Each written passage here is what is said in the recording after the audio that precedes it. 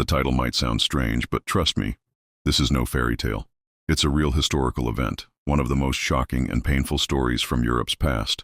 In 1470, a man named György Dosa was born in Hungary. He spent his life as a mercenary, fighting for whoever could afford to hire him. Brave, tough, and fearless, he was a natural leader. By 1514, the Ottoman Empire was growing fast, and Hungarian nobles feared they'd be next. They paid Dosa to raise an army and lead a crusade to defend the region. So he gathered 40,000 men, mostly poor farmers and young students. He trained them for weeks, promising them food, clothes, and pay. But the nobles broke their promise. The men were left hungry, cold, and unequipped. Feeling abandoned and used, the army turned its anger toward the nobles themselves. A revolt began. Under Dosa's command, the rebels took over cities, stormed estates, and pushed back against the wealthy class. Many nobles were targeted for their cruelty and greed. Although some say Dosa disapproved of the extreme actions, the movement grew too large for him to control. The rebellion shocked the kingdom.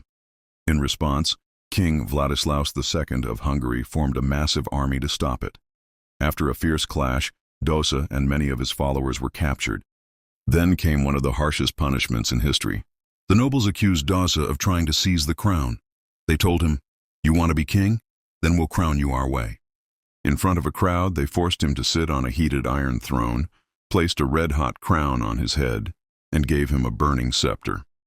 This was their twisted version of a royal ceremony. To make matters worse, they brought in his younger brother and executed him in front of Dosa.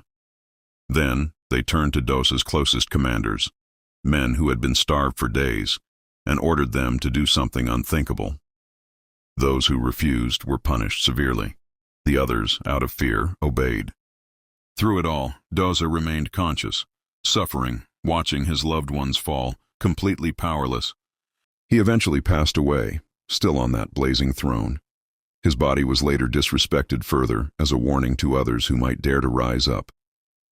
It's said that over 70,000 people were killed or tortured during the rebellion, and just decades later, the Ottomans conquered Hungary with ease. Today, György Dosa is remembered not as a traitor, but as a hero, someone who stood up for the poor and dared to challenge injustice. Statues and streets across Hungary, Romania, and Serbia now bear his name. His story remains one of the most tragic yet powerful in European history,